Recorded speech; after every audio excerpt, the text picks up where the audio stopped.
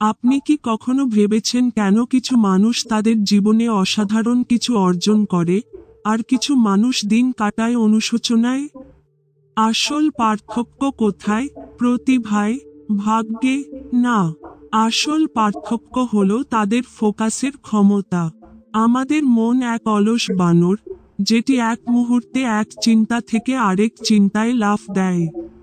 আমরা যখন কোনো গুরুত্বপূর্ণ কাজে বসি, তখনই ফোনের নোটিফিকেশন, সোশ্যাল মিডিয়ার স্ক্রলিং, বা হঠাৎ আসা এক অদ্ভুত চিন্তা আমাদের বিভ্রান্ত করে। কিন্তু আপনি যদি এই অলস বানরটিকে প্রশিক্ষণ দিতে পারেন, তবে আপনার জীবন সম্পূর্ণ বদলে যেতে পারে।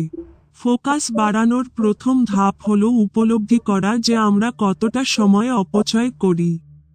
একটি সাধারণ পরীক্ষা করুন, আপনার আজকের দিনটি বিশ্লেষণ করুন। কত সময় প্রকৃতপক্ষে কাজের মধ্যে ছিল, আর কতটা সময় গিয়েছে অপ্রয়োজনীয় চিন্তায়? সচেতনতা তৈরি হলেই আপনি নিজের মনকে নিয়ন্ত্রণ করতে শুরু করতে পারবেন। একটি শক্তিশালী পদ্ধতি হল ডিপ ওয়ার্ক, গভীর মনোযোগের সাথে কাজ করা। এর মানে হলো নির্দিষ্ট একটি সময়ে নির্দিষ্ট একটি কাজের প্রতি পূর্ণ মনোযোগ দেওয়া। একবার যদি আপনি আপনার ব্রেনকে গভীর মনোযোগে কাজ করতে শেখাতে পারেন, তবে আপনি যে কোনো কাজে দক্ষ হয়ে উঠবেন।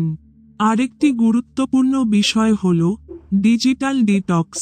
আমাদের মন এমনভাবে প্রোগ্রাম হয়ে গেছে যে একটু অবসর পেলেই আমরা ফোনের দিকে হাত বাড়াই।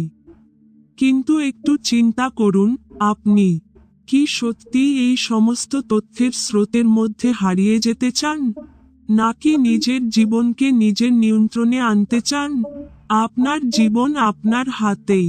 আপনি চাইলে প্রতিদিন বিভ্রান্তির জালে হারিয়ে যেতে পারেন, অথবা আজই সিদ্ধান্ত নিতে পারেন আপনি আপনার ফোকাস ফিরে পাবেন।